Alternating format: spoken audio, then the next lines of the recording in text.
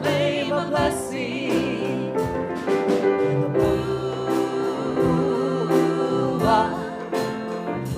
Ooh,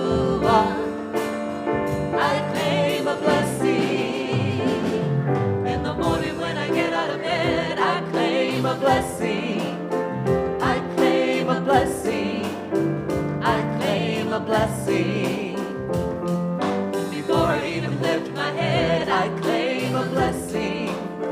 I claim a blessing. I claim a blessing.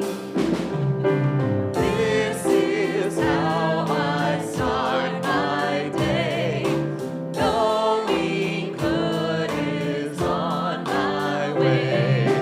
I am claiming perfect health, love,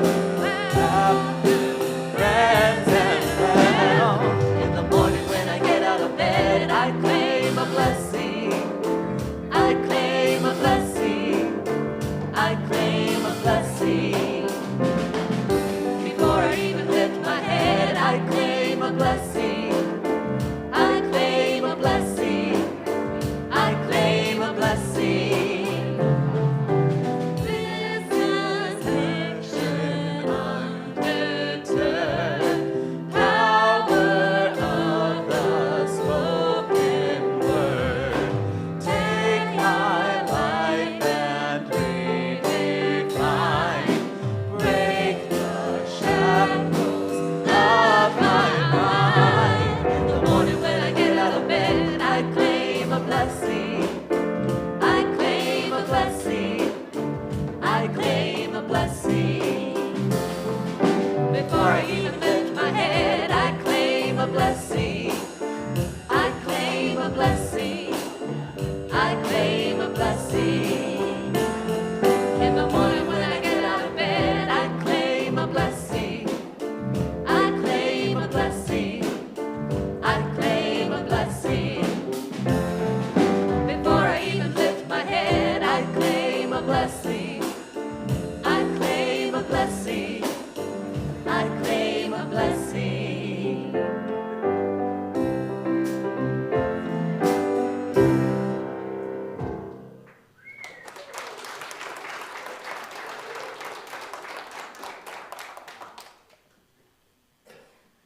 Welcome, everyone. Good morning. I'm Chris Klosterman, and I get to be your platform chair today, and welcome to the Unity Center of Cedar Rapids. We appreciate your presence here in our spiritual home and the energy you bring to this community. Thank you for joining us.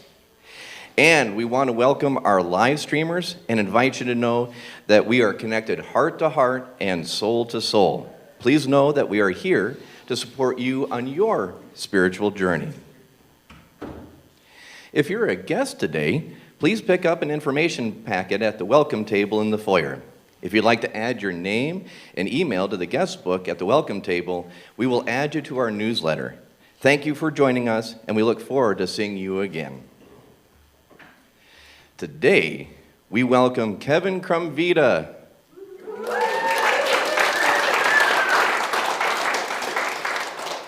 And I know I could stop there, but as a formal, we're good. Here. But as a formal introduction, Kevin is an active member of our congregation. There's no joke there. Since his retirement as a psychologist, he has lent his talents to the Building and Grounds Ministry and the 100-year celebration team. Thanks for being with us, Kevin. Thanks for the message. And our guest musician today is Janoob Wan.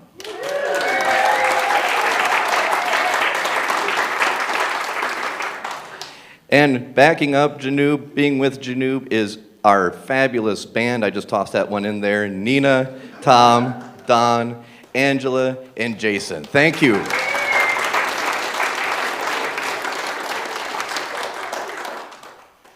So as we come into this sacred space, let us take a moment just to find ourselves in a comfortable position in our chair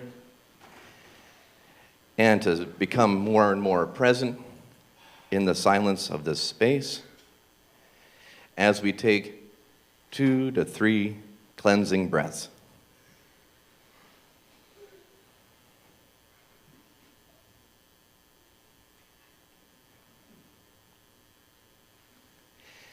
And please join me in our opening statement. There is only one presence and one power in my life and in the universe, God the good, omnipotent. And now, our opening song. I was taking breaths. Let's all rise in body or spirit or both. Hopefully, both. 1, 2, 3. I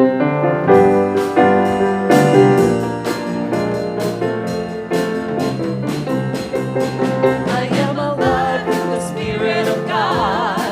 I am alive with the Spirit of God. I am alive with the Spirit of God. I am alive, so alive with the Spirit of God. I am on fire with the Spirit of God. I am on fire with the Spirit of God. I am on fire with the Spirit of God. I am on fire, so on fire with the Spirit of God. I am lit up with the Spirit of joy. I am lit up with the Spirit of joy. I am lit up with the Spirit of joy. I am lit up, so lit up with the Spirit of joy. I am alive with the Spirit of God. I am alive with the Spirit of God. I am alive with the Spirit of God. I am alive, so alive with the Spirit of God. I am alive with the Spirit of God. I am alive with the Spirit of God. I am alive with the Spirit of God. I am alive, so alive with the Spirit of God. I am alive, so alive with the Spirit of God.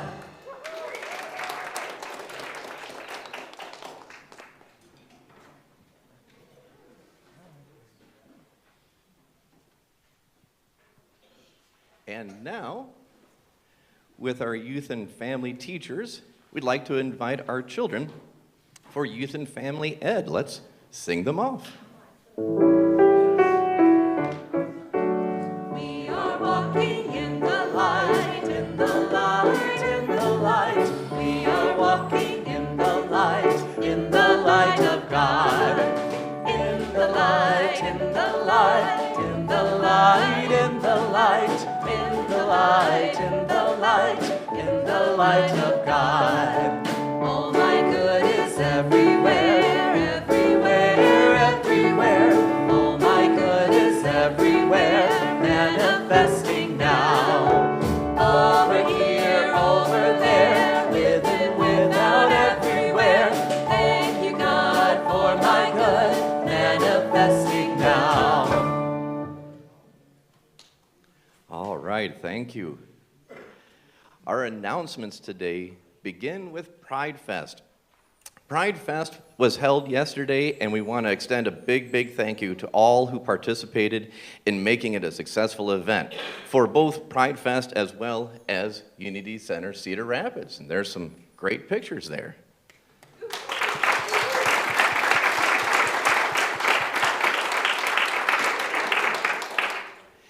After service today at about 11:15, the Sacred Grounds and Books and Hospitality teams are meeting in the bookstore. These teams are looking for volunteers to cashier or help with coffee. If you have an interest, please attend the meeting. No experience required, just willingness. Jan Griffith and Ashley Schrage are your team leads. Tony Boehm, Unity Minister, author, nurse practitioner, and certified organizational coach, is our guest speaker for the next 2 Sundays. The title of her talk is Rumi and Fillmore, a dance at the edge of mystery. She will be joining us via Zoom. Your spiritual care team members, Paula Land, Susan Liddell, Janeth Griffith, and Barb Buchanan, are offering a 4-week review of Reverend Linda Martella Whitsitt and Deanne Morency's book, Discover Your Divinity, a modern guide to affirmative prayer. This class starts tomorrow, Monday, July 8th, at 9 a.m. in the Sacred Grounds and Books as part of the completion of Paula's LUL training. She must teach 3 classes. This class goes towards the completion of her coursework. So, very exciting.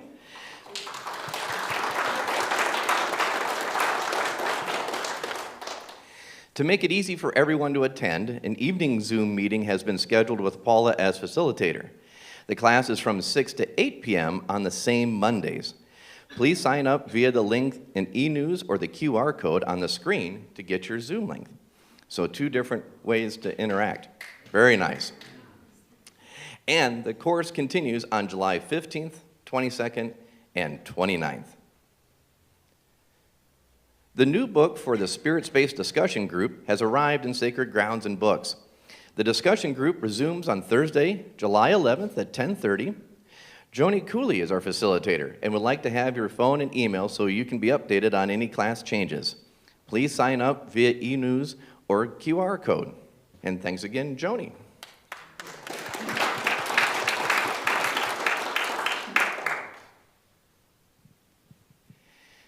And then, Saturday, July 13th, is Garden Beautification Day from 9 a.m. to noon. We will be concentrating on the foundation areas as well as various small projects. Coffee and donuts provided. Sunday, July 21st, after service, we are having an all-community meeting.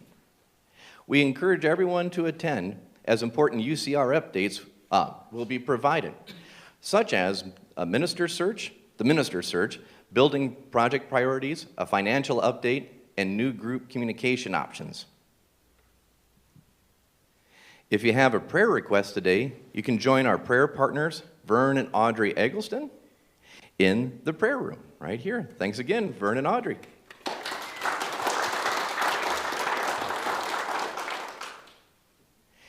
And please join me in saying our statement of purpose. Unity is a positive path for spiritual living. We gather to create an experience of spirit. At Unity CR, we offer practical teachings that empower abundant and meaningful living. Meeting you right where you are, we endeavor to provide a variety of ways to support your path of spiritual living. Our mission is to provide spiritual awareness and share the wonder and joy of God's love. And our daily word for today is beautiful. My open heart discovers beauty all around me. I see beauty in soaring mountains and rolling seas, in majestic forests and kaleidoscopic fields of wildflowers. I hear beauty in music, bird songs, and the laughter and conversations of people in fellowship. Searching beyond my senses, I discover a greater depth of beauty. The mundane items and landmarks I may take for granted take on a deeper beauty when my memories fill them with meaning. My dear ones become even more beautiful to me when I pause to remember our fondest experiences and the love that binds us. I move through each day with my mind and heart open. Now even the most ordinary items, places, and circumstances become more and more precious and beautiful to me. And from 2 Corinthians chapter 3, verse 18, and all of us, with unveiled faces, seeing the glory of the Lord as though reflected in a mirror, are being transformed into the same image.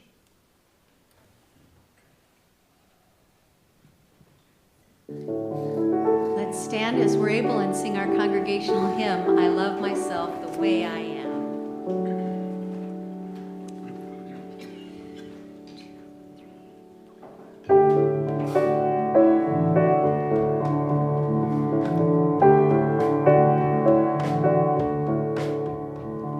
I love myself the way I am. There's nothing I need to change.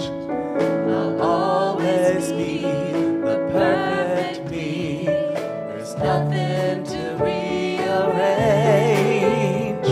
I'm beautiful and capable of being the best me I myself just the way I am.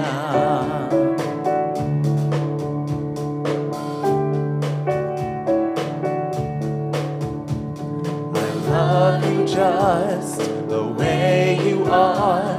There's nothing you need to do but feel the love inside myself. It's easy to love you. Behind your fears, your rage and tears, I see your shining star. And I love you just the way you are.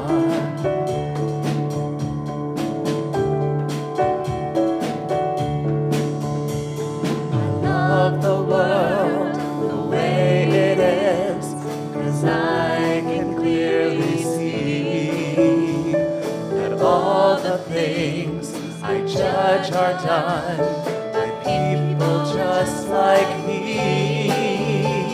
So till the birth of peace on earth that only love can bring, I'll help it grow by loving everything.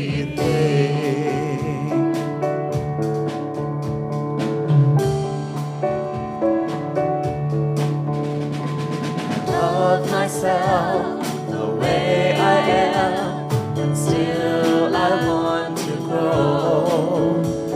The change outside can only come when deep inside I know I'm beautiful and capable of being the best me I can. And I love myself just the way I am. I love myself just the way I am.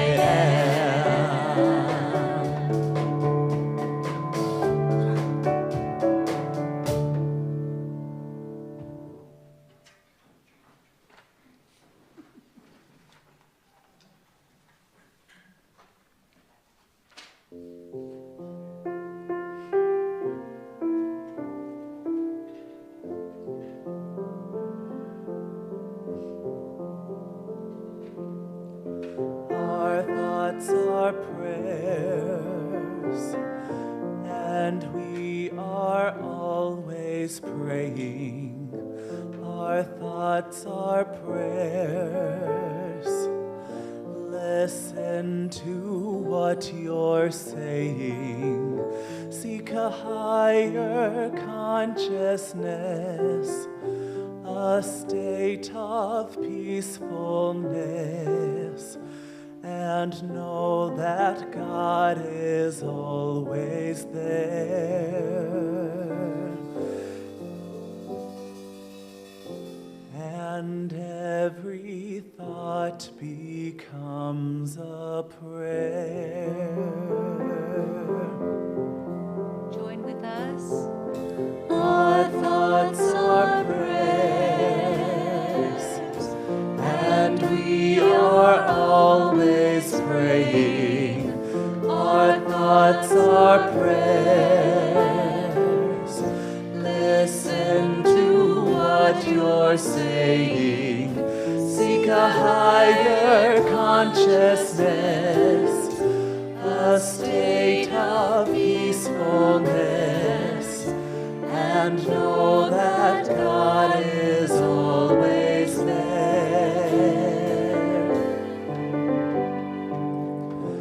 And every thought becomes a prayer.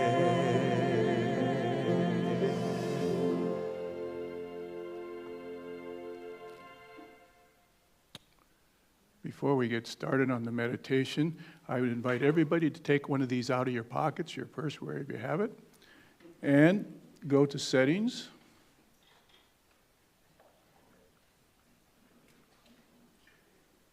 And go to Sounds. And put it on silent or turn it off or mute. Thank you very much.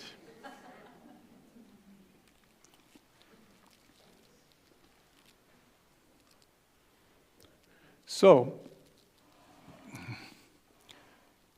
meditation as I learned it.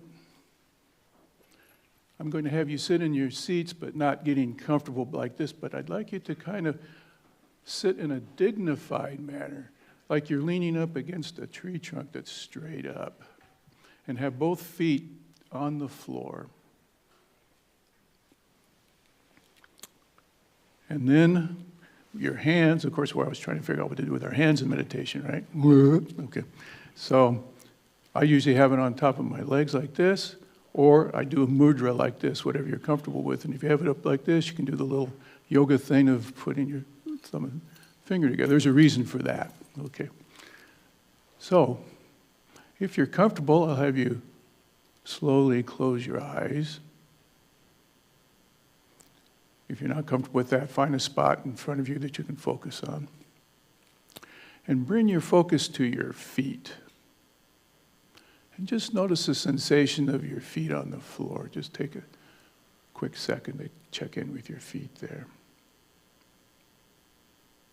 And then your lower legs, just start bringing your awareness up to your lower legs, your knees, just checking in with them. How are they feeling? What are you noticing? Material on your legs, how that feels. And then your bottom, of course, it's sitting in the chair. How does that feel? Notice that sensation. And then up into your trunk of your body, your stomach, your chest, your back. Just noticing what you're experiencing there. And your shoulders, maybe a little tense. Just kind of breathe into your shoulders for a minute.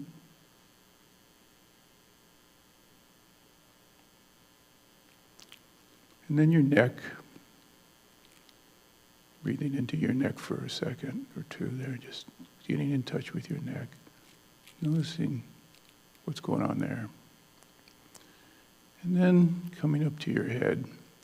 What I'd like you to do is let your head fall over your right shoulder. Just gently let it fall over there. And hold that for a little bit. And then bring it back to center.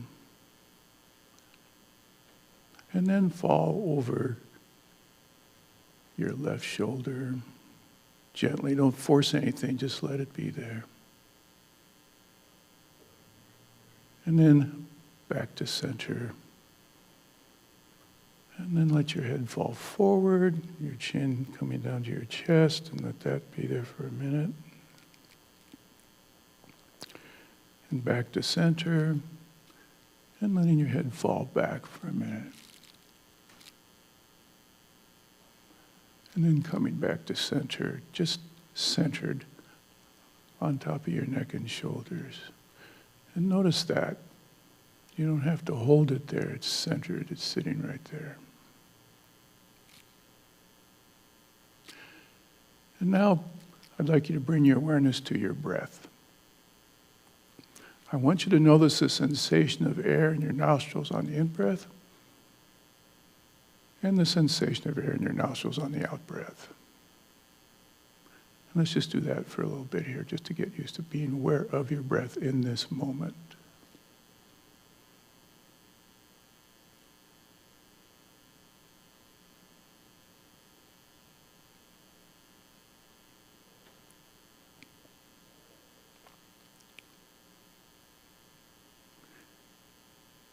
And then cultivating this awareness in your breath. Notice what your mind is doing right now. What kind of thoughts are coming up? What kind of emotions?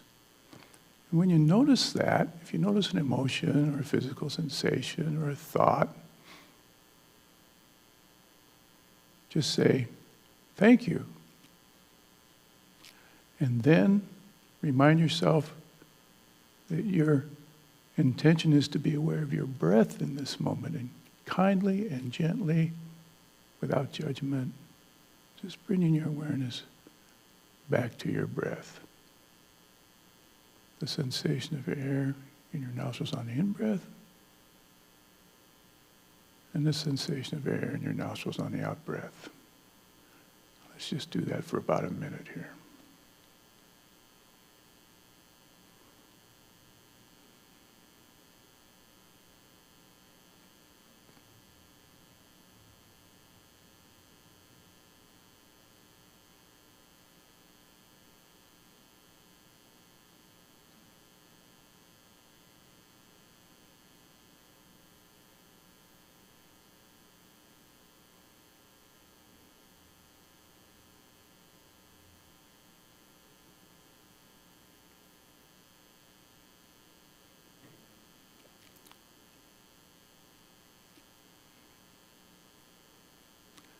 Sensation of air in your nostrils on the in-breath.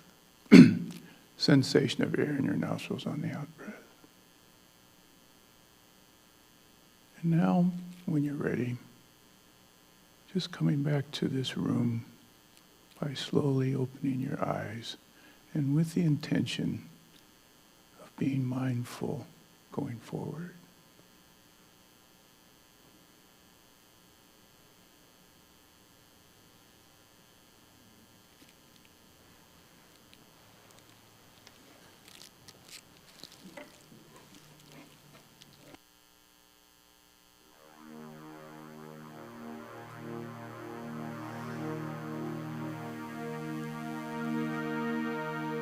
Oh, Shenandoah, I long to see you. Way, you rolling river.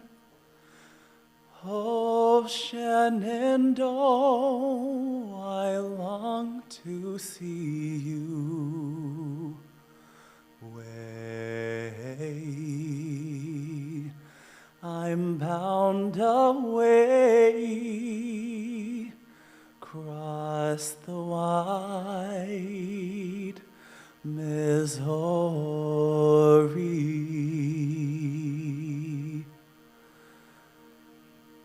Oh, Shenandoah, I love your daughter. Way, you rolling river.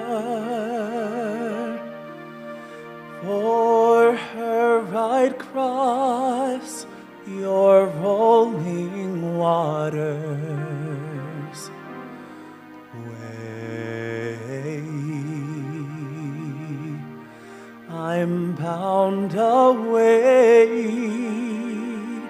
across the wide Missouri.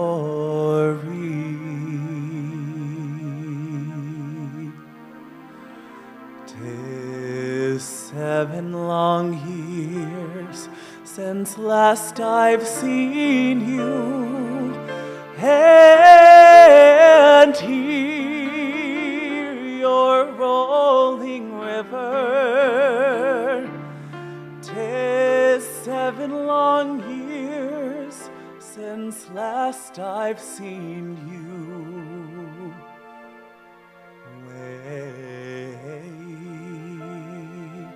We're bound away across the wide Missouri.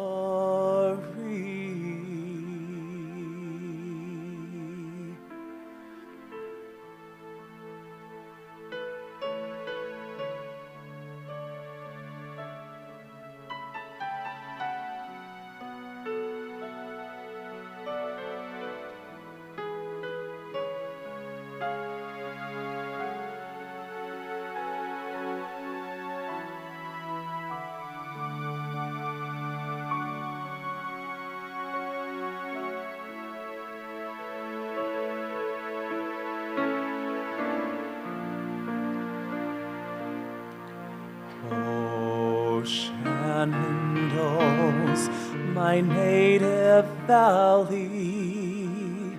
Way, you rolling river. Oh, Shenandoah's my native valley. Away, we're bound away, across the wide Missouri.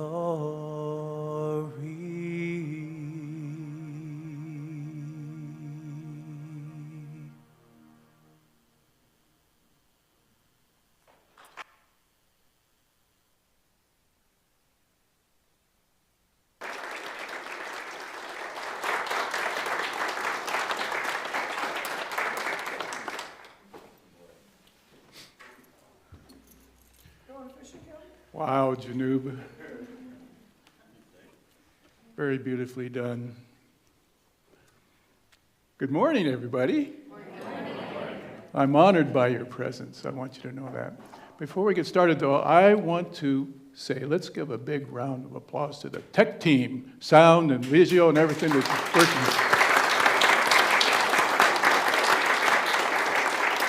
working up a sweat.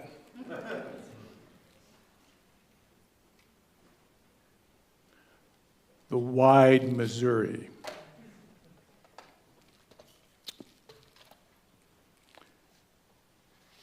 This is where the Missouri comes out of the Rocky Mountains. It flows into Chestnut Valley, which is off to the behind those trees there. And the mountain range in the back is the Big Belt Mountains. Of course, this is Montana. In 1979, Barbara, my partner in life, and our daughter Karina and I moved to Cascade, which is about 4 miles downstream from this picture. You're looking upstream. The river flows from the southwest to the northeast at this point. And it's beginning its long and rolling journey to St. Charles, Missouri, about 2,000 miles away. So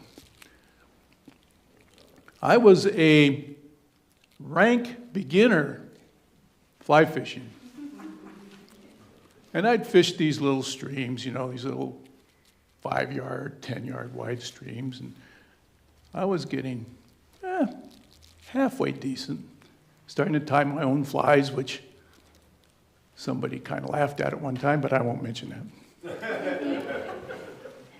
So I started fly fishing this big old 200 yards. It's 200 yards right here wide. That's 2 football fields. Okay.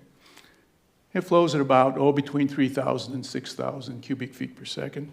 So if you step out into it, you better know what you're stepping into, because it's pretty powerful. Don't mind me. Barbara Buchanan asked me if I was going to have any props, and I didn't say anything to her, but I do. So I tried to fish it, and I was not having any luck at all. I couldn't figure it out. What the heck's going on here?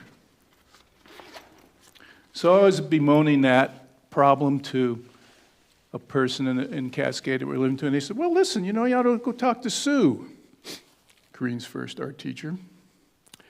And they said, her husband, Ron, he fly fishes the river. He might be able to help you. So I went and talked to Sue, and Sue said, yeah, I'll introduce you to Ron. He might be willing to help you. And I said, all right. So we got together in his living room. Now, Ron Lyon was about 6'4", 270 pounds, and very gentle man. And I came to figure out very quickly that he knew what he was doing about fly fishing. His living room, one whole wall with books all about fly fishing. And so we talked, and I must have impressed him a little bit. He decided he would go ahead and show me how to fish the river. I'm going, oh boy, oh boy, oh boy. Because I'd heard this river was pretty good. I have 3 conditions. 1, be at my place at 7:31, or 7:30 because it's 7:31, I'm gone. Okay. 2, you don't take anybody to the places I take you to. You find your own places to take them to. Okay? And 3, you will not guide other fly fishers for money on this river. That's a really important piece. And I said, sure, I didn't have any intention of guiding. Why ruin a good thing by making it your work, you know? So he said, all right. So at about 7:15, I showed up at his place and waited patiently for him to come out. And we loaded our gear into the back of his little, I think it was a Datsun pickup or something like that. And we started going up the river.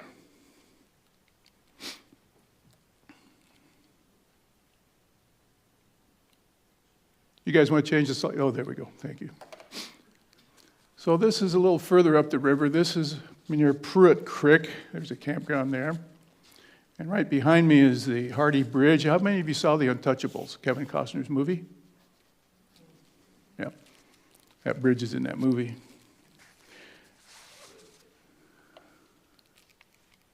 There we go. Now it's working. This is a little further up the river. This is a place called Mountain Palace. That's an island out in the middle of the river.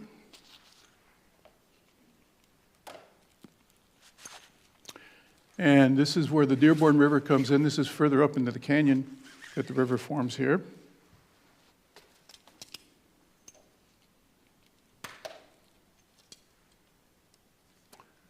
This is Spite Hill. You can see how wide the river is here. Spite Hill is mentioned in the journals of Lewis and Clark, who went up the river in 1804. Hang on a second here. This is tricky. There we go. And so we came to this stretch of the river. This is a side channel of the river. This is not the main channel. Main channel's off to the left. And I don't know if you can see it, but upriver, up at the very, but you can see there's a little bit of brightness. Let's see if I can point out to you. Right there. See that little bit of brightness? Okay, that was our destination. So Ron and I got out of his truck and we put on our gear and we walk up to this point and go over the edge about right here. And there's a little bar in the river that you can cross there. Not on this side, not on this side, but this side. So you have to be kind of careful when you walk across. And we walk up to this spot, this riffle. And he stops and he says, "What do you see?"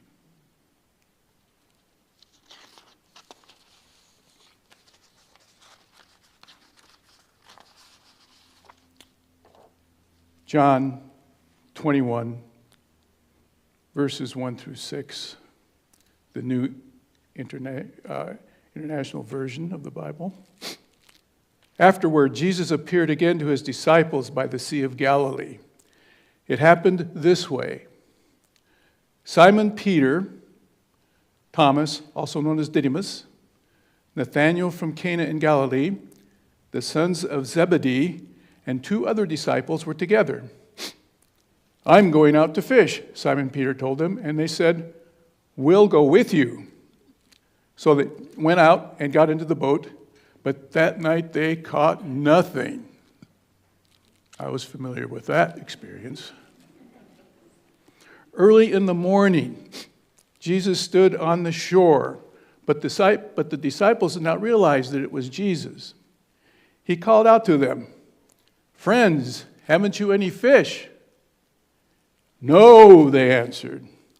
He said, "Throw your net on the right side of the boat and you will find some." When they did, they were unable to haul the net in because of the large number of fish. See? Jesus, fishing guide. By the way, the heading on this is Jesus and the Miraculous Catch of Fish. I thought that was pretty great. Well, let's take a little dive into this. I've looked up some things that Charles Fillmore, co-founder of Unity, had to say about this particular chapter in John. And he talks about fish. First of all, in his Metaphysical Bible Dictionary, fish represent ideas or thoughts. Jesus was a living demonstration of ideas, and all that he did was in the realm of ideas rather than in the realm of effects. Poof, right? Jesus used these ideas to represent the inexhaustible, everywhere present abundance, as fish are the most abundant animal on earth. So, Ron says, what do you see? And I'm looking at this riffle. You know, a riffle is the shallowest part in the stream. That's what everybody likes to hear, the water running over the rocks, gurgle, gurgle, gurgle, gurgle, right? And that's all I could see was this gurgle, gurgle, gurgle, and the water going over the rocks. It's only about 12 inches, 13 inches deep in that riffle. And I'm going, I'm not sure. He says, just keep paying attention to it. So and all of a sudden, before I saw anything, I heard it. Sip, sip, sip, sip. And figure ground, boom, trout, up, sipping what's known as a trichorothodes, trichorothodes mayfly, which is about that big. But they hatch right around between 7:30 and 8 o'clock in the morning, hence that's why we want to be there. We're catching the tail end of the mating cycle of this mayfly, this very small mayfly, that gets into their mating flights over the river, and it looks like columns of steam coming up off the river. Huge columns of steam. That's millions and millions of these insects that the trout eat. So the trout's sitting here in about 6 to 12 feet of water, or 6 to 12 inches of water, and it doesn't have to do anything. It's just sitting there finning a little bit, and every now and again it's got this conveyor belt, this buffet of mayflies coming across, just, and with that many insects, and that's not the only insect that was in it, these trout get pretty large and pretty strong. So,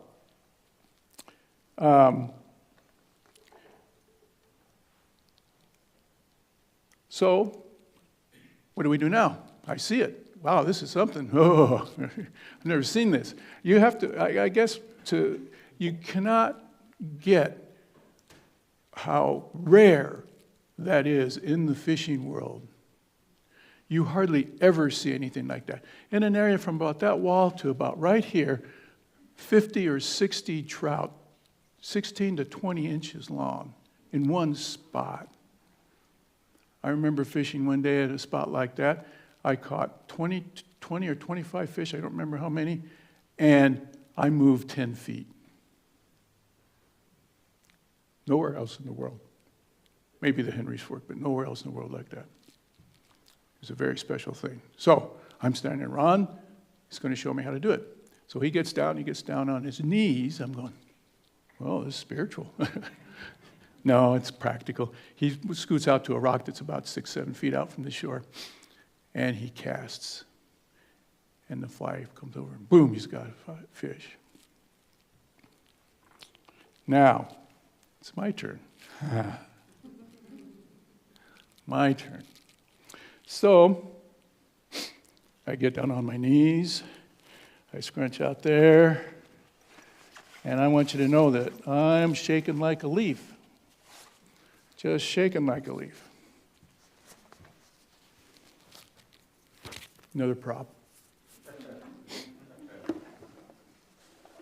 And then this big old prop here.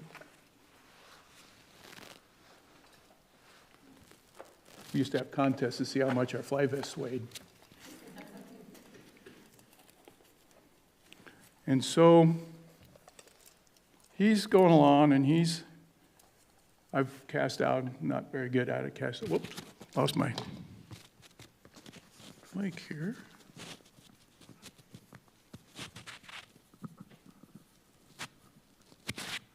And I'm watching, and he says, do you see your fly? I said, yeah, I see your fly. He says, no, you don't, because you just missed 2 fish. Can you see it? I said, well, I'm trying. Here it is. Can you see that? Neither could I. But I keep at it. And he just was very patient with me, because I'm a rank beginner at this. This guy's been fishing for over 30 years at this point. He's fished some of the most famous trout streams in the world. He knows what he's doing. He's guiding me, showing me the right way. By the way, we're fishing on the right side of the river. Not to miss, I'm keeping a theme going here, right? Okay. All right. So, I'm casting my net. I know you got to use a little bit of imagination to turn this into a net, but it's a fish catcher just like a net is, right? So I'm casting my net for these fish.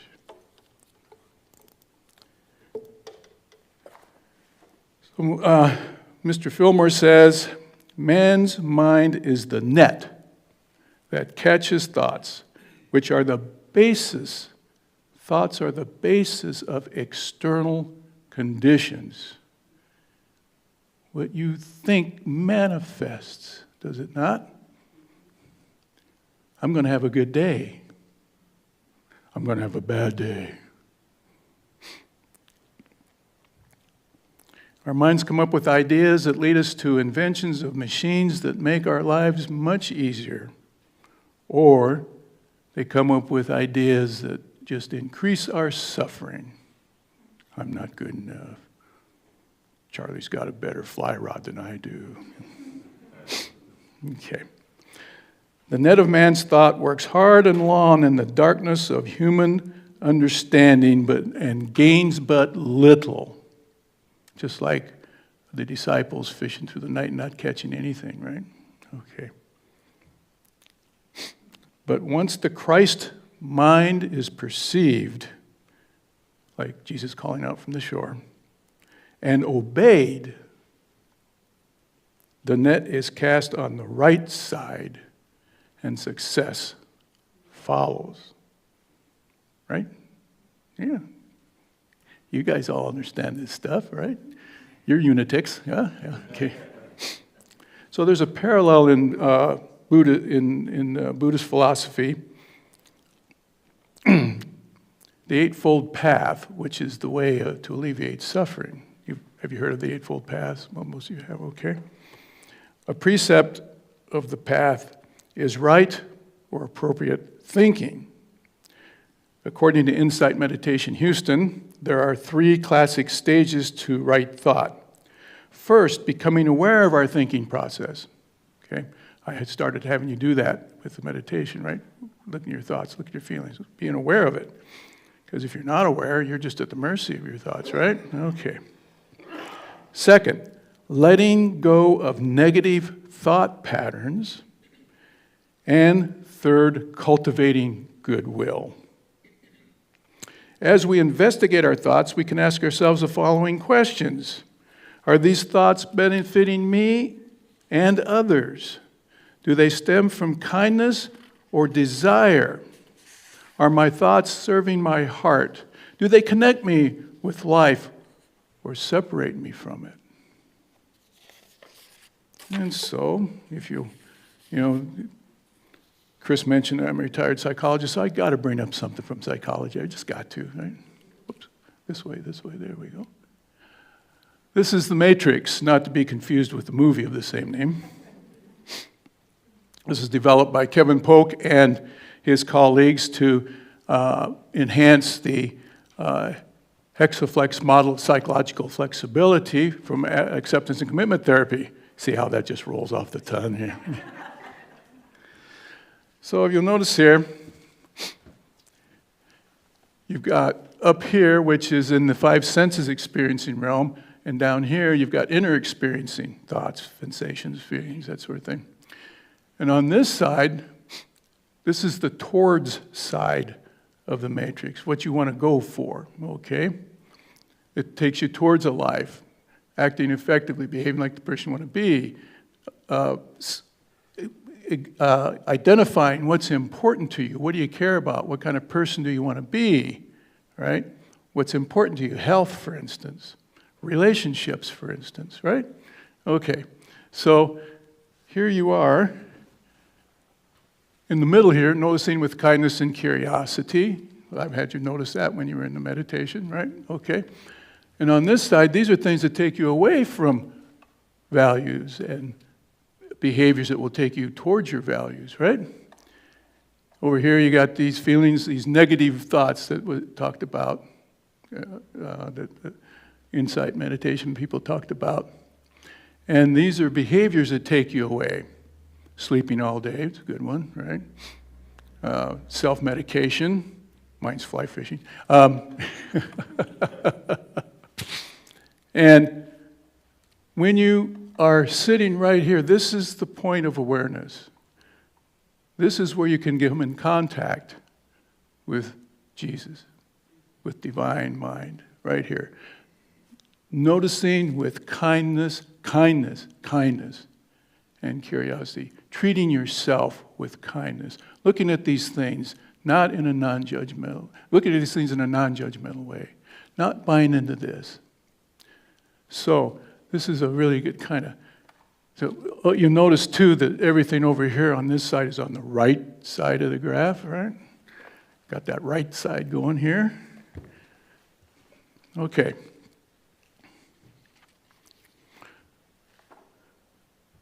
So,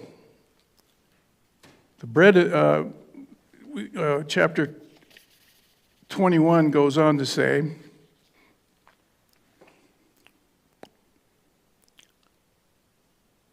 then the disciple whom Jesus loved said to Peter, "It is the Lord." As soon as Simon Peter heard him say that, "It is the Lord," he wrapped his outer garment around him, for he had taken it off, and jumped into the water. The other disciples followed in a boat, towing the net full of fish, for they were not far from shore, about 100 yards. When they landed, they saw a fire of burning coals there with fish on it and some bread. Jesus said to them, "Bring some of the fish you have just caught." So Simon Peter climbed back into the boat and dragged the net ashore. It was full of large fish, 153 to be exact. But even with so many, the net was not torn. Jesus said to them, "Come and have breakfast." He took the bread, gave it to them, and did the same with the fish. Fillmore interprets this part of John 21 as the bread and fish that Jesus provided on the shore represents the supply of spirit for the needs of the body. Not only does the Father provide for man in the natural world, as by the draught of fishes, but in the invisible world of substance are the elements that correspond to material things. Bread symbolizes the substance in the omnipresent Christ body, and fish the capacity of increase that goes with it. So, Ron told me fly fishing was more than about fishing. It is a discipline that requires awareness, dedication, and willingness to protect the environment. And in this case, conservation of cold water riparian habitat as promoted by Trout Unlimited, conservation easements and the like. As Leslie Wright stated last week, you can't save what you can't love, what you don't love, right? So Fillmore notes that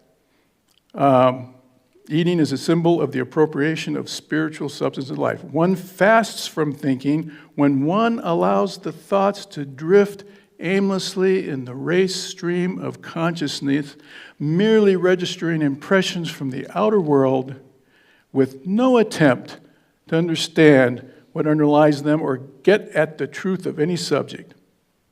One breaks one's fast by mentally assimilating each idea that presents itself, considering the substance of truth on which it rests and understanding it. You're aware of your thoughts. You're in a meditation. Here comes a thought. Oh, what do I do with this thought? How do I assimilate this thought? How do I understand this thought? Does it take me towards or away from who I want to be. And if you see that it does not take you towards it, you can thank your mind for it and let it go. Not shove it away. You start shoving it away, you're going to be in real trouble. How many have tried to fight their thoughts? Huh? What happens? Right? And you're calling somebody, help! All right? So I started to assimilate what Ron was talking about. Sharing of knowledge, acceptance of me, a rank beginner, 30-year-old veteran of fly fishing. Kindness.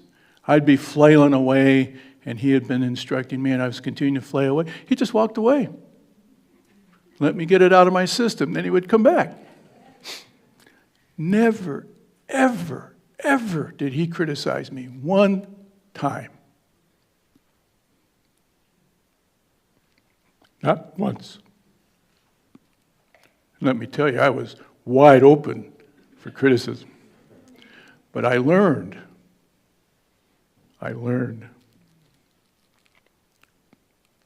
So, the family and I packed up and moved out of Montana. Okay, I'm over it.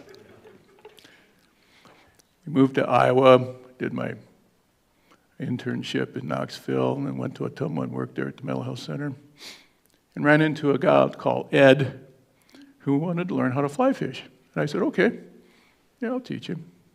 And I'm using that method that I learned from Rod to take Ed out. And Ed's a rank beginner.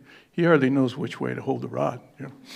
But he gets going, and we work, and he gets better and better and better. And he and I are fly fishing together to this day. That was back in 1999 when we started that relationship. So some other people started talking about fly fishing, and there was a small group of guys who wanted to learn how to tie flies. So we set up a lesson, a 10-week lesson on fly tying, and held it out to Conservation Park. And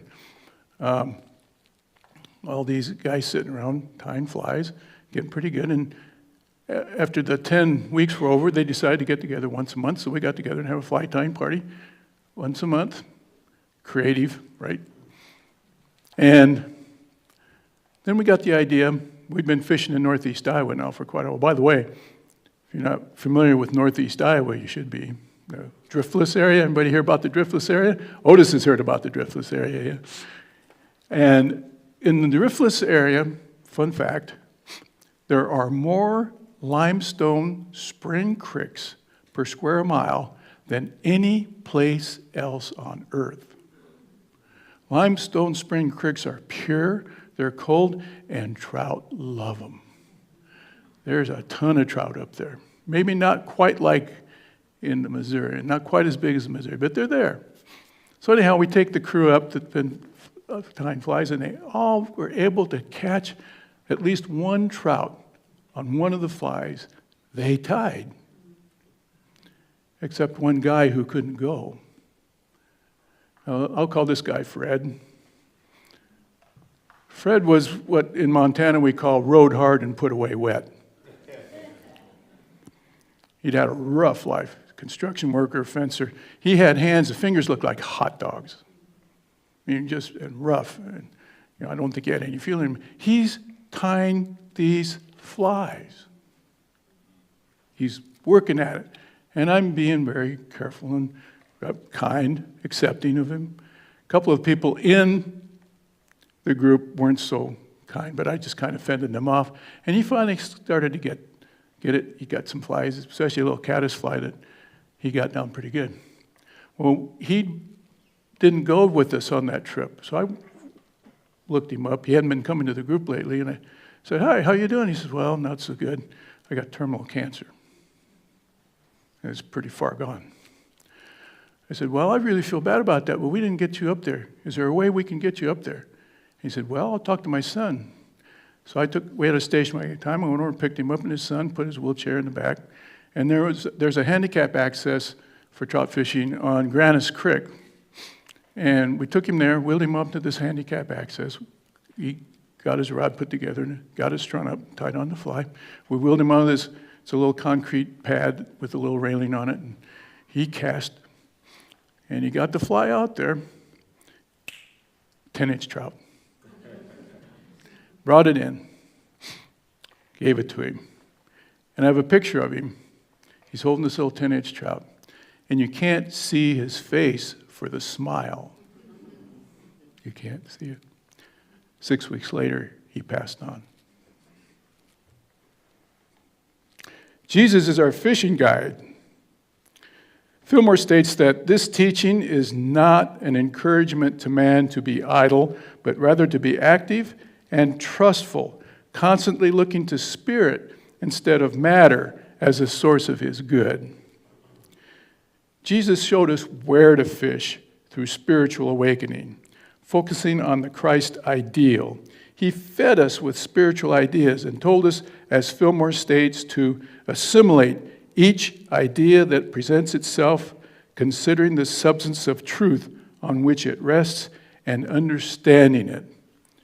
Truth's on the right side. That's who you are. Finding that. Being diligent in looking at that. Being diligent in looking at the thoughts and being able to assimilate or sort out what is helpful to you and what is not. And if it's not, you let it go. You don't try to get rid of it, but you bring your focus back to what you want, where you want to go, what you want to do, what is important to you. So, by the way, this net was made by Ron. And whenever I cast this net, Ron is there to help me cast to the right side.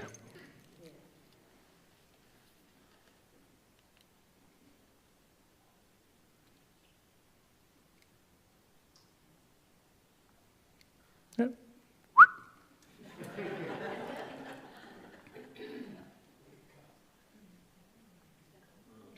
Here we go. A Missouri River rainbow thought. Thank you.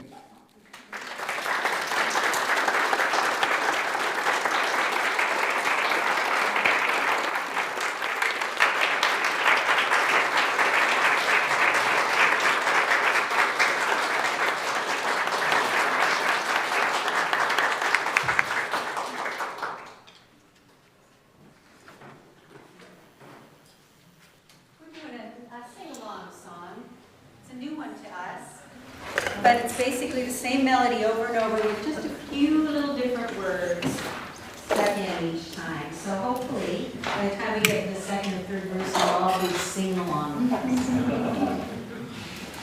It's called May God Be what? Yes, what? God in everything. That's right.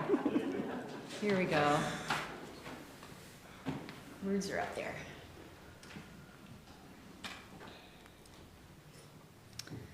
One, two, one, two.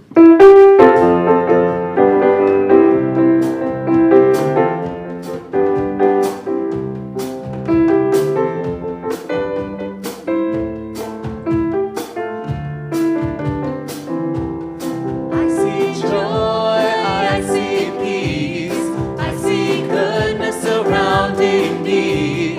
I see love in every breath I breathe. I see God in everything. I see happiness, I see freedom. I see the beauty that lives in me. I see perfection in what life brings. I see God in everything. I feel joy, I feel peace. I feel goodness surrounding me. I feel love in every breath I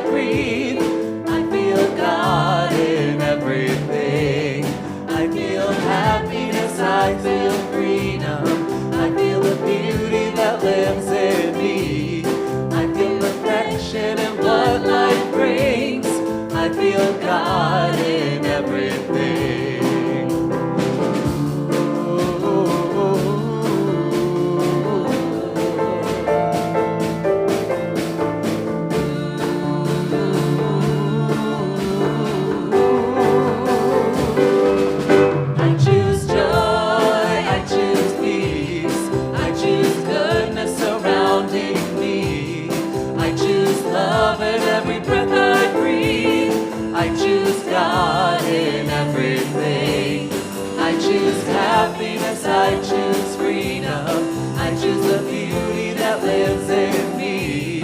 I choose perfection in what life brings. I choose God in everything. I know joy, I know peace. I see the goodness surrounding me. I know love's in every breath I breathe. I know God's in everything. I know happiness, I know freedom. I know the beauty that lives in me. I know perfection in what life brings. I know God's in everything. I know God's in everything. I know God's in everything.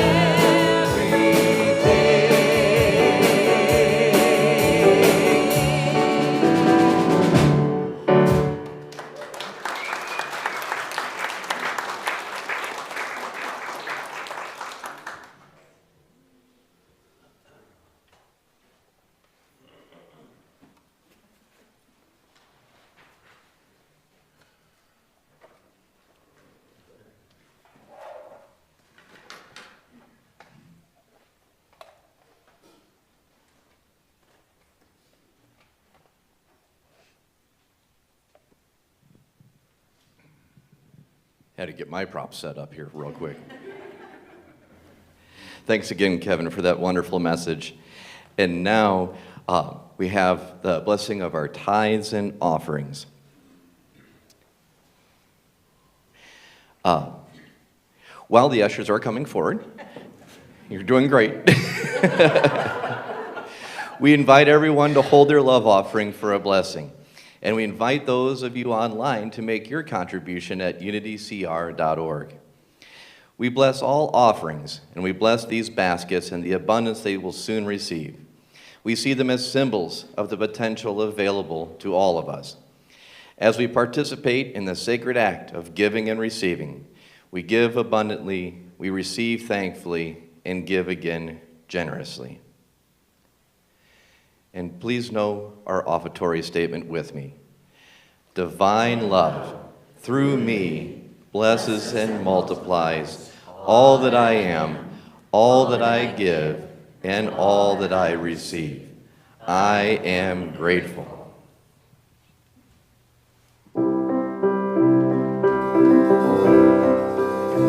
I am so blessed. I am so blessed.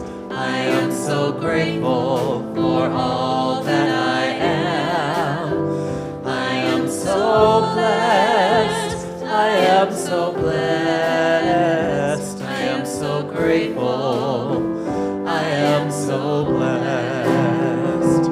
Gratitude before me, gratitude behind me, gratitude to the left of me, gratitude to the right of me, gratitude above me, gratitude below me, gratitude within me, gratitude all around me. I am so blessed. I am so blessed. I am so grateful for all that I am. I am so blessed. I am so blessed. I am so grateful. I am so blessed. I am so grateful. I am so blessed.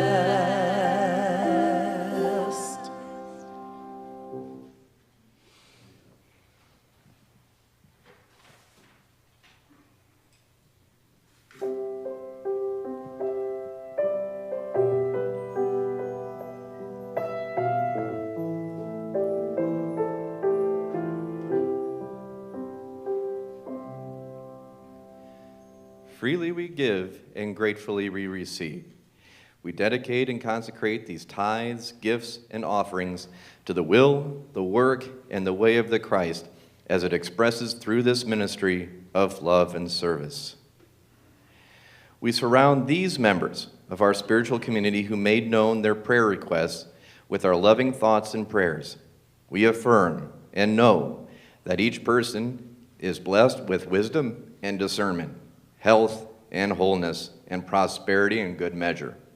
We release these requests, trusting that all is well. Amen.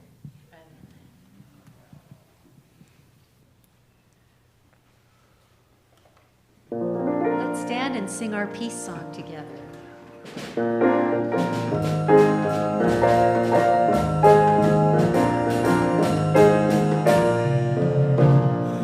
Let there be peace on earth, and let it begin with me. Let there be peace on earth, the peace that was meant to be, with God as creator, family all are we. Let us walk with each other in perfect unity.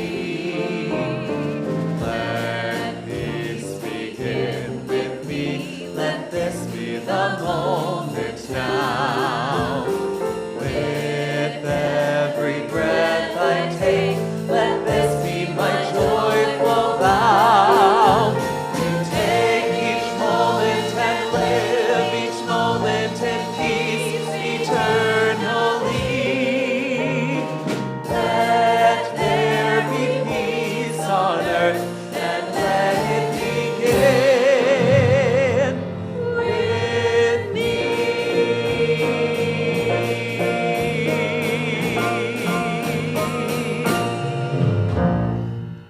The light of God surrounds us.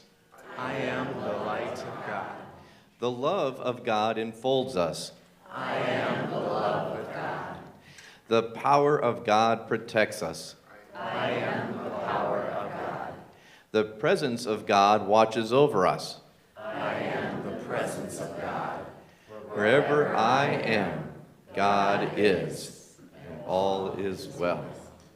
Thank you very much for joining us.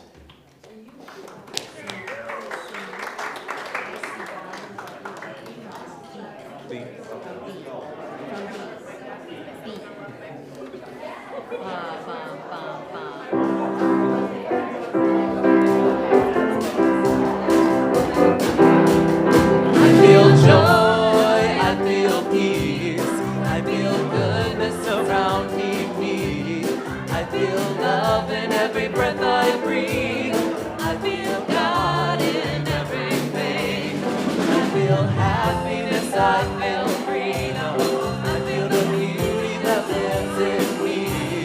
I feel perfection in what life brings. I feel God in everything.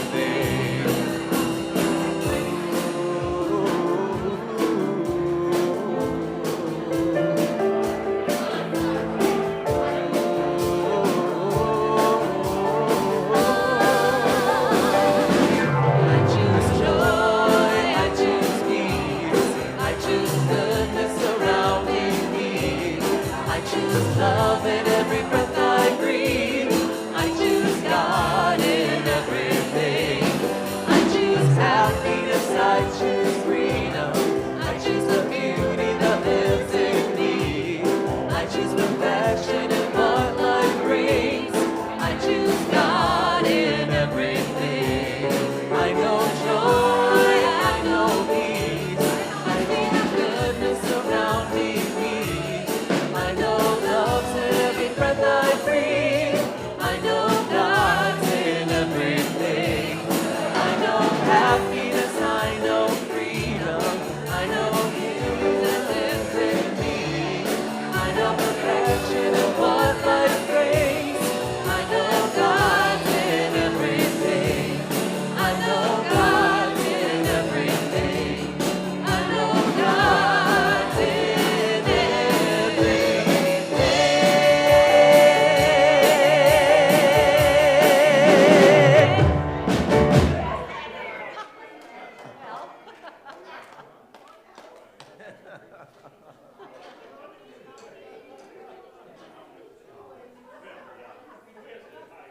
So far, this is always the